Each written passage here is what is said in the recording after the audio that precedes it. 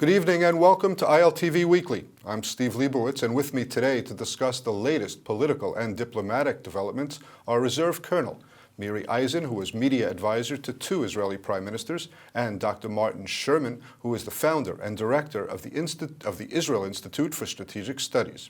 This evening we will discuss the regulations bill legalizing settlers' homes on privately owned Palestinian land. But we open with recent moves regarding Iran. Reacting to the latest Iranian ballistic missile test, the Trump administration imposed swift new sanctions and warned Tehran that further provocations will not be tolerated. It started with a tweet by the president who wrote, "Iran has been formally put on notice for firing a ballistic missile, should have been thankful for the terrible deal the U.S. made with them. Iran was on its last legs and ready to collapse until the U.S. came along and gave it a lifeline in the form of the Iran deal, $150 billion. Let's hear comments from the White House spokesman, the U.S. ambassador to the UN, and Prime Minister Netanyahu. I think today's sanctions really represent a very, very strong stand against the actions that Iran has been taking and make it very clear that the deal that they struck previously was not in the best interest of this country, and that President Trump is going to do everything he can to make sure that Iran has stayed in check. Iran did have a missile launch, a medium-sized missile launch testing on January 29th on Sunday. That is absolutely unacceptable, and we wanted to bring that, and we wanted to do it urgently. What we know for a fact is that Resolution 2231 basically said that they could not go forward with ballistic missile testing, and that was back in 2015. We have said with this administration that we are not going to show a blind eye to these things that happen. We're going to act, we're going to be strong, we're going to be loud, and we're going to do whatever it takes to protect the American people and the people across the world, because that's what the goal is supposed to be. Iran seeks to annihilate Israel, it says so openly. It seeks to conquer the Middle East. It threatens Europe, it threatens the West, it threatens the world. And it offers provocation after provocation. That's why I welcome President Trump's insistence on new sanctions against Iran. I think other nations should follow suit, certainly responsible nations. And I'd like to talk to you how we can ensure that Iran's aggression does not go unanswered. Dr. Sherman, have the Ayatollahs in Tehran gotten the message that there's a new sheriff in town? Well, I think time will tell. But I must say the Iranians are acting completely rationally in light of the Obama deal. Because as soon as Obama took off the table the military option, they knew they could do anything. Deterrence is a doctrine of nonviolence. Paradoxically as that sounds. Because if your deterrence holds, the other side doesn't instigate violence. It's only when deterrence fails that you're forced to preempt or to respond to your opponent's provocations. And I think by being so weak, the Obama administration has made a clash almost inevitable. I'm very doubtful whether slowly increased sanctions will produce the desired effect. I think only a credible threat of military action against Iran on a large scale will cause the Ayatollahs to realize that there really is a new sheriff in town. Well, Miri, do you expect that if there are further so-called provocations by the Iranians that the U.S. will react with a military response or still more sanctions? That's probably the biggest question that they're asking in the United States of America right now. And Tehran. As we look around right now, I would say that the U.S. public is very divided. President Trump, in that sense, certainly represents a large portion of the U.S. public that do see Iran as the larger problem, the one that needs to be taken care of. He represents a public that is willing to take military action. Those who supported President Obama during his 8 years, those who also voted for the other candidate in that sense, I feel, were certainly looking towards the aspect that they don't want to engage in another war. I'm not here to say good or bad right now. The United States of America still has enormous forces in Afghanistan. The United States of America still has a large investment of military forces in Iraq, and they've even started to do small little events inside Syria. I don't think that right now, in general, the United States is looking at another war. And that's the question in that sense is he willing to start a war that his people are not necessarily ready for? I think I could say the word God forbid ahead of this question, but God forbid there is a military conflict per se, and Iran is attacked by the United States. Dr. Sherman, the Iranians could be expected to fire missiles towards Israel. Are we prepared for that eventuality?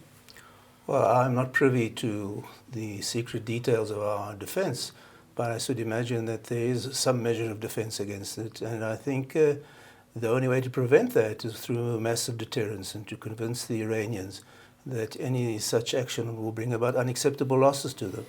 And I think in this case we have to redefine the concept of proportionality, because I think up until now the desire for proportionality has only perpetuated conflicts. And unless the Iranians know that an attack on Israel will produce totally unacceptable results on their infrastructure, on their population, they may well do it. Miri, there was, during the campaign, Donald Trump often said, repeatedly said that on day one, he will rip up the Iranian deal, throw it in the trash, worst deal ever made. He continues to say worst deal ever made. He doesn't repeat, rip up the deal. Do you think that they're aiming towards enforcement, monitoring of the deal, or to actually throw the deal in the trash and deal without a deal? First of all, let's clarify. The deal is about nuclear issues. The fact that they've stood up right now on the issue of missiles is not within the deal. The deal is not about that. So they are taking a step further that President Obama, during those 8 years, and certainly in the last 4 and the last 2 since the deal, have not done. He is taking it a step further already. I think that the Iranians understand there's a new sheriff in town. I'm waiting to see if that sheriff is, how can I call it, a reality show, or if there is real deterrence in that sense of what Dr. Sherman said before. Deterrence only works if you believe that he's really crazy. And I think that right now, the stance that he's taken, the way that he's spoken throughout the campaign, the way that he's gone in the first 3 weeks of the presidency of the United States of America, people are going to believe him for now. And I'm waiting to see the Iranians trying him. I think they will. Dr. Sherman, Prime Minister Netanyahu, certainly from the time that he went to Congress and explained why Israel is so opposed to the deal and tried to actually stop the deal, that was his message then. He's going to be traveling to Washington soon. He'll be meeting with President Trump. What do you expect that his message will be now? Well, I hope he'll convey to Trump that his previous stance has been completely vindicated. Because, you know, the Obama stance on the issue was totally illogical. Because if you come and say, this is the only deal that we can make, and there's no other deal better than that, in other words, you cannot implement a more assertive and robust deal when Iran was on its knees economically and without nuclear capabilities. How are you going to implement a more robust response when Iran is much closer to nuclear ability and far more robust economically? So basically the deal in its inception was flawed both in substance and the way it was conveyed. There have been some reports out of Washington, very recent reports, that the Trump administration is going to demand of Iran that it stop interfering in Syria, stop supporting the Assad regime, I suppose, but really stop exporting terror. I mean, what one of the main arguments is against Iran from our point of view is that they are the leading state sponsor of terrorism. Do you think that will be on the Trump agenda as well, putting an end to that? I'm sure it will be, but you have to remember that there's a double-edged sword, because Iran right now is fighting against the Islamic State. And together with exporting terrorism and exporting terror as they do, they are also fighting against another big exporter. Iran has not been focused against the United States of America in a direct way, I would say in an indirect way through us, but not in a direct way. The Islamic State is most definitely in a much more direct way against the US.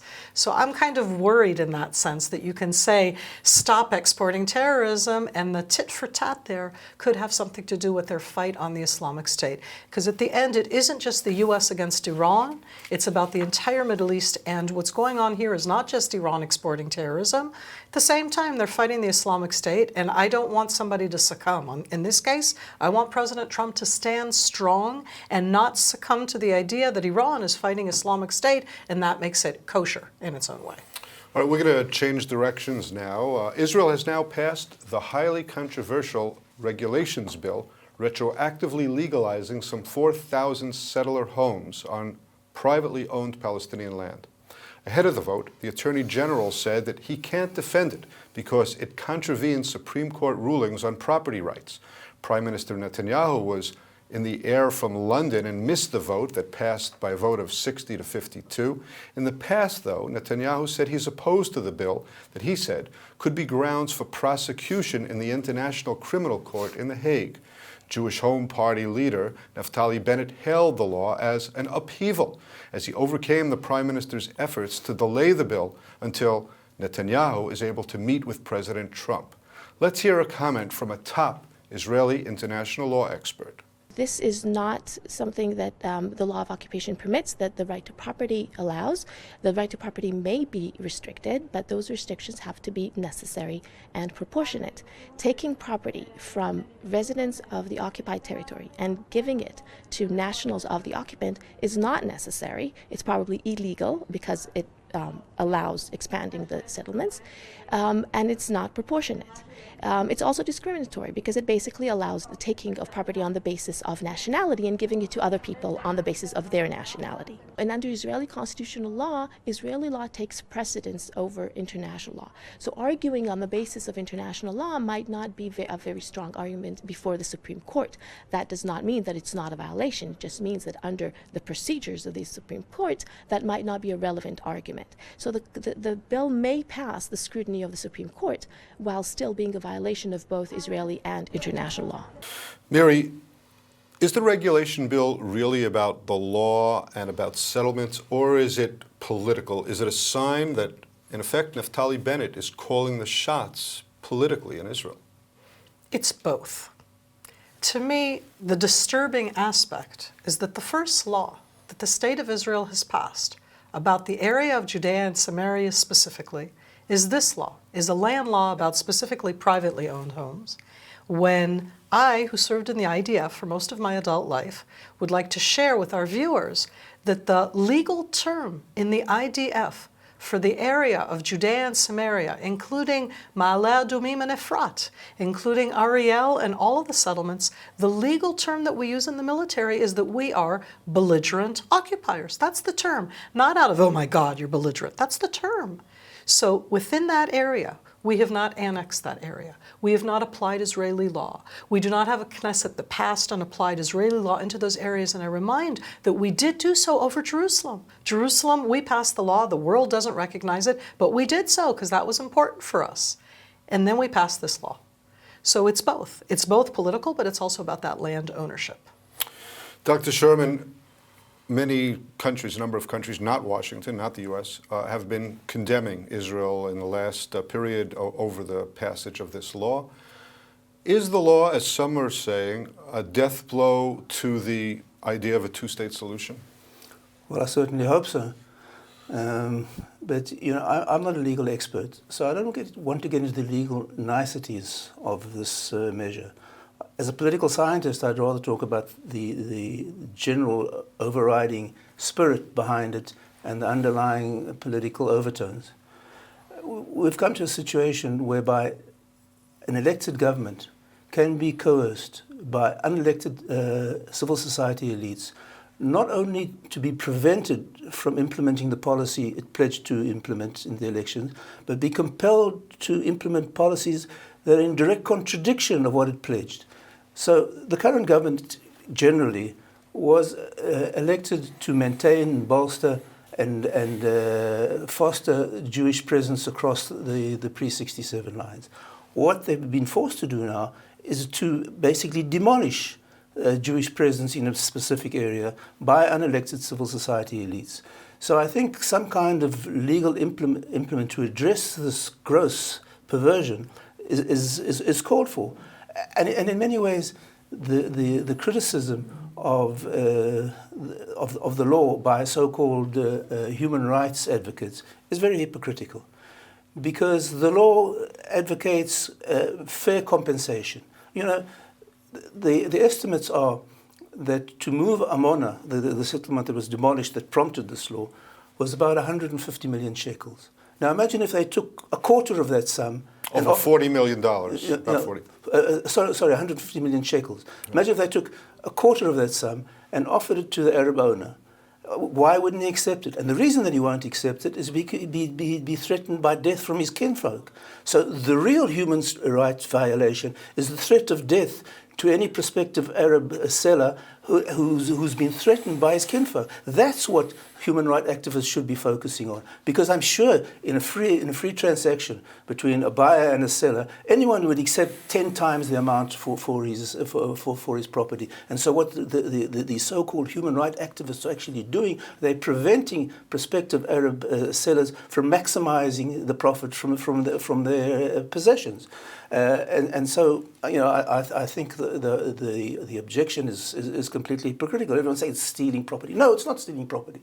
It's taking property for a political reason and giving the owners of the land well over fair compensation. Well, I'm sure the Supreme Court will have something to say about it sooner rather than later.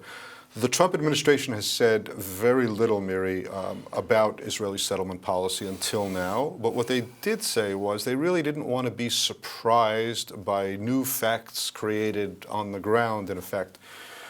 Netanyahu seemed to want to delay the vote until he was back at home and not up in the air. Do you think it might have been wise for Israel to wait on any kind of new laws like this until after the meeting between Trump and Netanyahu? Based on what we know of President Trump until now, I don't think he's going to like it. On the other hand, there's one thing that I completely accept with, and also what Professor Ronen said before, Dr. Ronen, about the issue of the vote itself. This is a domestic Israeli issue. And this was a domestic Israeli vote. And this was inside Israel's domestic Knesset. My absolute argument against what Dr. Sherman presented before as being about human rights, and this isn't about human rights, it's exactly about politics. And when we talk about politics, in this case, what it is going to do, Prime Minister Netanyahu is walking into President Trump's office, and he wants to walk in as somebody who has in common with him. I hear on the issue of settlements that President Trump is saying very similar things to the type of sayings we heard under President Bush, which is settlements are there, we're going to accept them, don't enlarge them. The settlement blocks The acceptable? settlement blocks, it was like, as they said, put it also, you say you're building new ones, don't build a new settlement. That was the issue. The Bush letter could be a model for Trump? Absolutely. Well, as I said, I don't know. But I think that that's what I'm hearing right now. And I, as I imagine, opposed to Dr. Sherman, think that that's a huge, important step to arrive at a resolution. But then I support a two-state resolution, and in that case I differ greatly from Dr. Sherman, because I think that the 2 million, and we won't go into the numbers themselves, the numbers of Palestinians who live in the West Bank under the Palestinian Authority are not interested in that patronizing kind of way that if you pay them 10 times the amount, then the land doesn't matter, because then it works both ways. Then the land only matters to us and not to them. It actually matters to both. The issue of the ownership of the land is a very central one, and they're not willing to sell it for 10 times the price. But why is it every time that the Jews express connection to the land, it's somehow radical extremism, and when the Arabs express connection to the land, it's somehow authentic and picturesque? You know, this is a That's total... your description. I actually disagree even with that type of a description. I live in a wonderful country that has been a sovereign state for the last 68 years, and I do not want to continue to rule over people who are not sovereign. I want them to have limited sovereignty. I don't want them to have a military. We don't have to go into the reasons of how that comes out, but at the end, it's depicting it as if, to me, it sounds very patronizing that they're not the same as me, and I disagree with you on that one. Patronizing is limiting their sovereignty according to your prescription. Why is it less patronizing to say, well, you can't have an army? Who's going to protect them against external enemies? Us? I mean, the whole idea of a two-state solution is totally unfeasible. The whole idea of limiting Israeli rule to the settlement blocks is totally unfeasible. What are you going to do with Ma'ale Adumim? Are you going to annex... But that's what we just said right now, that the settlement blocks to... are something that could be inside Israel. How? Because How are they going to... if you want to define it that it's either or, I personally prefer two states where that second state is not something that I like, than one state where I don't know how to resolve the millions of people who are not going to be full citizens in my state. I find that abhorrent. So do I. That's why that's precisely why I advocate funded immigration, to allow non-belligerent Palestinians to extricate themselves from the clutches of a cruel, and if corrupt... they don't want to leave... Well, let's see. In Gaza, they're paying to leave. We're going to have to come back to this issue at another Please. time. I don't think we're going to resolve it, and we're almost out of time. But I do want to ask, do either of you fearful today that as a result of this law, we could find ourselves in the International Criminal Court in The Hague? I think that it's going to go... I think that the law itself will immediately go to the Supreme Court. And as soon as it's in the Supreme Court, it's kind of in limbo. And I think that there are enough other issues that we can find ourselves in The Hague. It isn't specifically this law, and that it isn't about the specific only law there. There are a lot of other issues that if they want to, we'll find people there. As a colonel, every day that goes by when I have to step off a plane somewhere in Europe and somewhere in London, and I'm always wondering to myself, because I don't consider myself to be within that character, and I have to tell you, it is a disturbing aspect already to get today without that law. A final word about this, Dr. Sherman? Well, I think the whole thing about the delegitimization and criminalization of Israel is in many ways Israel's own fault. I'm not one of the most vehement critics of Benjamin Netanyahu, but my big beef with him is that he's done nothing to deal with this in a systematic way. If Israel were to allot 1% of a state budget for public diplomacy to present its case aggressively and robustly abroad, that would be $1 billion. With $1 billion, you can change a lot of minds. And I think we've been very, very remiss in mounting an assault on public opinion abroad. I think we found an issue that the two of you actually agree on. So I know, Miri, you've also been a strong advocate of much more robust public diplomacy. Indeed.